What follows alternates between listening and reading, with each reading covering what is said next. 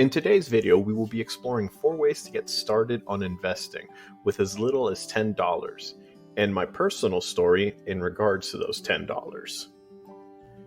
We have spent the last couple of videos reinforcing basic investing concepts, things like what are stocks, how to buy stocks, where to buy the stocks, what is risk, how to categorize risk, etc., etc., etc. It's all very important. But what happens once that's all done? We've done our learning, we've been educated, we understand the basics. Where do you go from here? Where do you start? Do you have $1,000 to invest? Do you have $100 to invest? Or maybe all you have is the $10 that you'd spend at a Starbucks. Today I'm going to show you how to invest those $10 because you have to start somewhere, and starting at 10 is the best way to do it.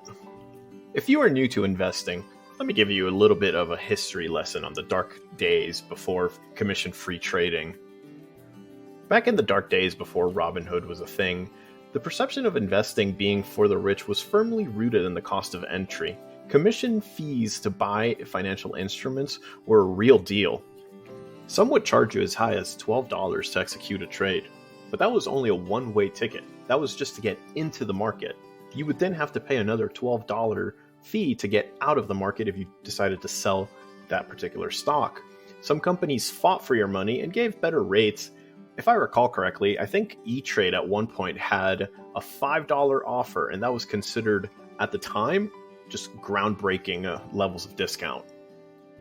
So even before you could invest with the cheapest option out there, which was E-Trade at the time, you needed to have at least $10 just to cover your entry into the stock market and your exit should you choose to sell your shares. That's a pretty high barrier of entry for somebody making the national average of around $54,000 a year with a family. And that's why this video is titled 4 Ways to Invest with Only $10. Back when I started many years ago, that was the minimum. I had to have $10 at the bare minimum to be able to open and close a trade throughout the entire sequence from start to finish. And that's without even talking about the money I needed to actually buy those shares, because even back then, fractional shares weren't a big thing like they are today. And with that tiny little dark history on commission-based trading out of the way, let's just jump right into it. The first app that I want to talk about today is Acorns. I have been using Acorns since 2014 when the app first went live. The premise is very simple. Every time you use a credit card or a debit card to buy something, the app will round your cents to the nearest dollar and use that money to invest. The Acorn system does this with a $5 basis. So basically, as you accumulate money in your account, once it reaches $5, it will then use those $5 to go buy one of the funds that it has allocated to your account. Within the Acorns account, they have multiple risk profiles, and you can actually pick which one is best suited to you, or if you don't know, they will actually run you through a small little quiz to figure out which one you fall into, depending on your habits as an investor. And with that, you have some, shall we say, marching orders on the direction that your portfolio can take. Acorns is one of those apps I would say is a great starting point for anybody trying to get their feet wet in the world of investing. It's seamless as you are investing in the background of your finances with just cents being dedicated to this. It also exposes you to index funds and mutual funds as part of the portfolios constructed by the Acorns team. No, you won't become a millionaire on a $10 investment in Acorns, unless you're doing that every single day for the next 40 years. But it will help you to build the habit of investing. The app also offers other opportunities to invest via their marketplace shopping. The Acorn Marketplace is a group of companies that have partnered up with Acorns to help people invest. Do you need to stay in an Airbnb? Use the Acorns link and get 1% of whatever you spend on Airbnb invested into your account. That's kind of how the system works for them. Once you have a firm grasp on what Acorn has to offer and how it works, then you can move on to our next app.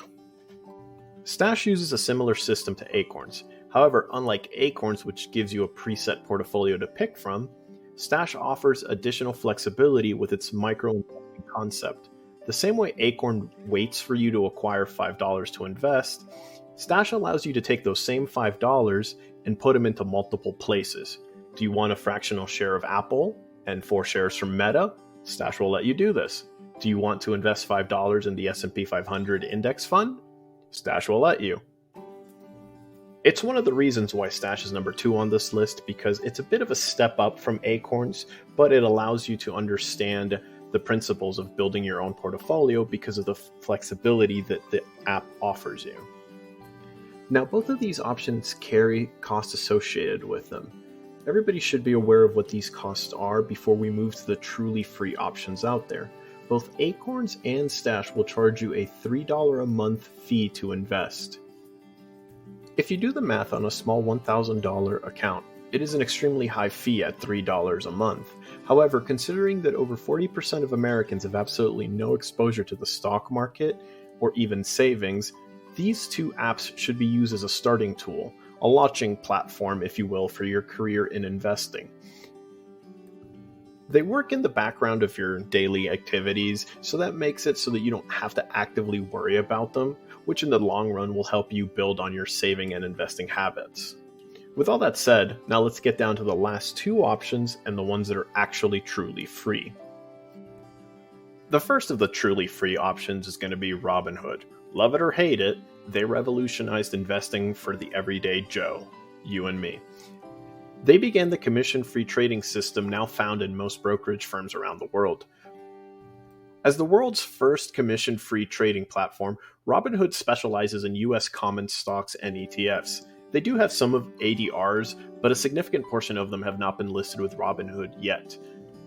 The app also offers advanced features like options trading, but options will need its own series of videos to explore properly because they can get a little complicated, so we're just going to kind of gloss over the fact that Robinhood offers that for the purposes of this video. Robinhood also does not offer bonds or fixed income trading. But if all you're looking for is a zero-cost platform to trade stocks and index funds, Robinhood might be the app for you. And finally, we reach the traditional broker firms. I personally have been using Fidelity for a couple of years at this point, and quite frankly, originally it wasn't even my choice. The reason why I have a Fidelity account is because I had at the time was working with a company that offered a 401k plan. When I decided to leave that company for greener pastures, the custodian, which was Fidelity, rolled over my 401k into a rollover IRA account. Once the rollover had happened, I was a little too lazy at the time to move it, and eventually I rationalized it as, well, they say you can't have all your eggs in one basket, so why only have one brokerage firm? So that's why I decided to keep the Fidelity one. But fast forward to 2023, and I can confidently recommend Fidelity.